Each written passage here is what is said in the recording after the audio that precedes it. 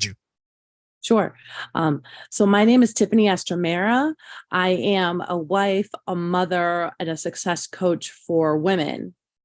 Like I had said before, I work with women who are, have been diagnosed with a mental illness and are looking to move forward in their life. Their current form of healing is no longer working for them. So I own a business called Bold Success Project. So you can find me there, boldsuccessproject.com. Under Facebook, you can find me under Tiffany Estremera. On Instagram, you can find me at Mindset Queen. Perfect. So take us through the beginning of how this all started, the genesis, as I like to call it, and how did you get involved in this?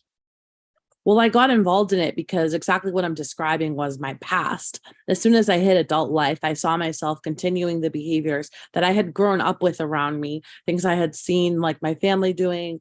I had taken the same behaviors. I had a son at the age of 23, and I was like, no way am I going to continue passing this along. So at that point, I started to work on myself and I went to go see a psychiatrist. I was dealing with anxiety, I was dealing with like anger that was coming from it. And little did I know that I was, dealing with postpartum depression at that time. So fast forward 10 years later, and here I am, two kids in. I've been an entrepreneur the entire time, but what has really been hardest for me was working with my emotions and being able to find medication that truly helped me, really finding the best path that grew with me because I had these big ambitions. I had a business that, was working out for me, but it stayed the same the entire time because I couldn't handle more. So I was like, what am I doing wrong? Where can I find treatment that can grow with me? So from there, I actually we got COVID really bad, and this was like I think it was like the breaking point for me. My daughter had the worst fever; it was like 106, and we knew we couldn't take her to a hospital. And I had been in bed for I think at this point like 4 days. We all got it pretty bad. And I just remember like screaming out and just being like, God, this can't be it. This can't be life. I just felt like I was at a really low point. And from there, I said, please just help me change my life. And I think about a month later, I finally Googled the word mindset. So that's how low I was. I didn't even know that my mindset was my concern. And that's what I started working on shortly after. I invested in a really expensive course. It was $10,000 at that time. I had no idea how I was going to be able to afford it. Or I knew it was going, I was like, God, if this is for me, send the money and I will take it. I will do it. And the money came right before I needed it. So I signed up and I took a course. And about a year later, I was like just in awe of the things that had changed in my life, the amount of healing that I had done, the transformation that had happened. And I realized I was like, this is the path to getting off of your antidepressants. I was taking them for probably at that point, I would say 10 years consistently. And I was at a point where for 5 years where I was just stuck, no growth, no intuition, unable to hear myself. So that's what led me to here. I know for me, when I was going through some major changes, I was trying to figure it out. And one of my biggest fears was to be medicated, meaning that I was so afraid of taking pharmaceutical drugs because you hear all these horror stories, right? People get addicted, people change, there's all these side effects. And I sat there and I thought to myself, okay, I need to truly understand what the hell that I'm going through because that's a step I think a lot of people miss, right? They realize that something isn't right and they're like, okay, I'm just going to take drugs. Right? Versus you had more of, okay, I'm going through this. I need to figure it out. When was the moment in your life where you're like, aha, Tiffany, this is a path that you have to go down. It's starting to make sense now. Let me continue to do this because I know I'm going to create a better version of myself. That's a really good question. I think for me, when I started to see my mindset shift, so even when I first signed up for that course, I really just wanted to use it to make money. Even when I, started working on thoughts turn into things and really focusing on my thoughts, focusing on shifting my perspective, I still just wanted to make money. It wasn't until I actually gained a view of worth within myself, which didn't happen initially. I began working on my mindset. I began changing my perspective until I saw that I was worth the things I wanted to create. That I was, I think I had forgotten that I was a good person. So I would say it was about 6 months into that journey. 6 months after that night where my daughter had 106 fever and I cried out, and I wasn't a religious person at that time. And my husband was like, you know, who are you talking to? Like it definitely frightened him. But I would say around then, about 6 months after I really just saw like a lot of worth in myself. I saw myself excelling again. I saw myself feeling like that girl that I once was. So it definitely, especially in women, this is why I help women, because I don't feel like I could explain it or I could teach it to a man, because it's just almost a different process. But for me, myself and the women that I work with, I really see what a difference self-belief makes. And it's the same for everyone, of course. But the truth is, something happens, like it's just more valuable within a woman. She's like, Lord, give me strength. And her husband's like, who the hell are you talking to right now? When your daughter was sick and you're doing things that was not a custom, right? Like you're reaching out and you're saying you're not a religious person, but you called for the God, for the Lord to give you strength at that point.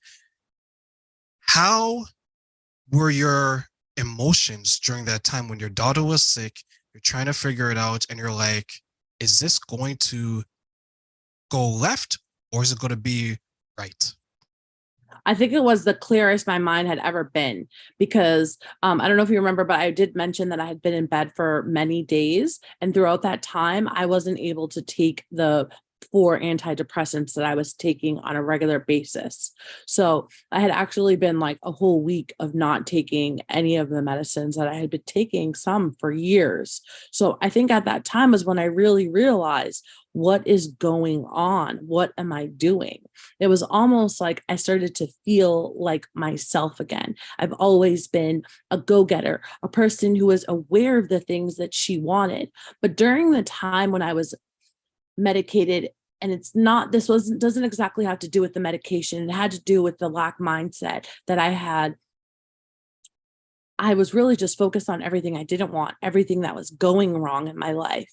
So to be able to, you know, have this monumental moment in my life that was dark, but have a monumental moment, and to have it bring like clarity. And I also gained a lot of energy not being medicated. So it was a life-changing moment, to say the least.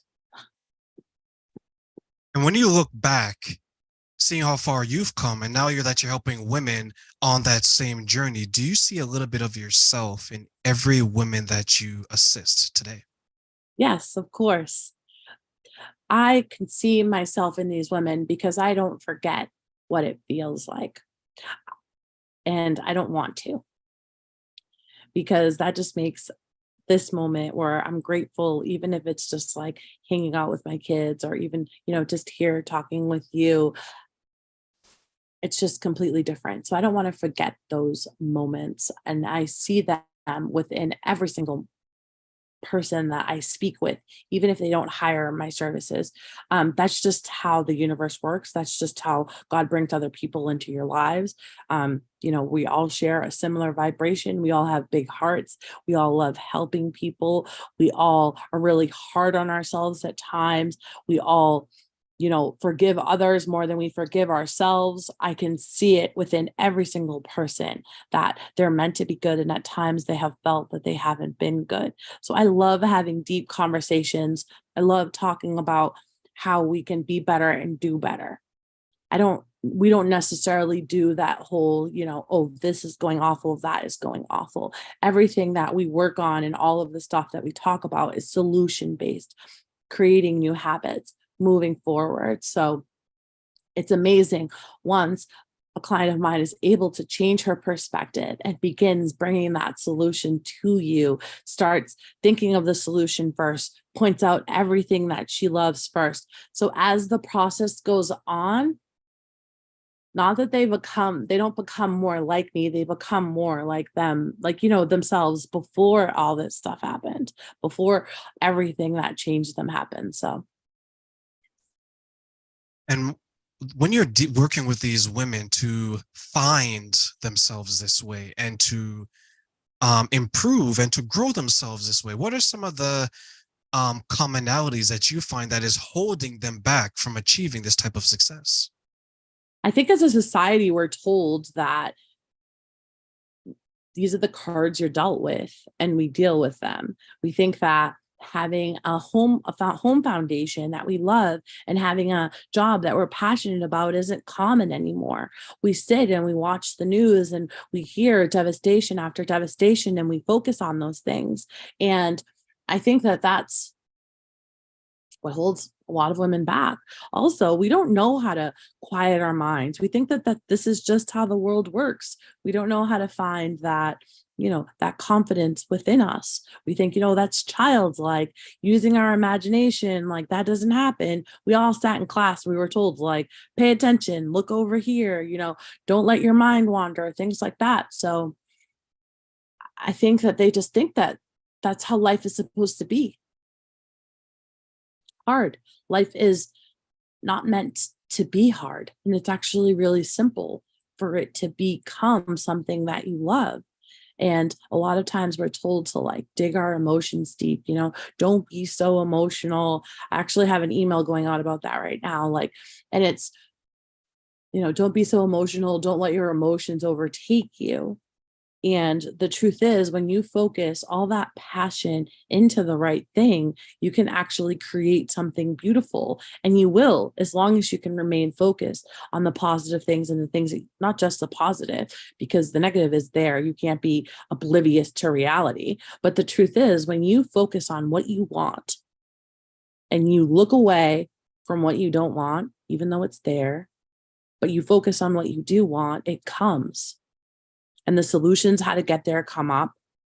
The path to get there comes up.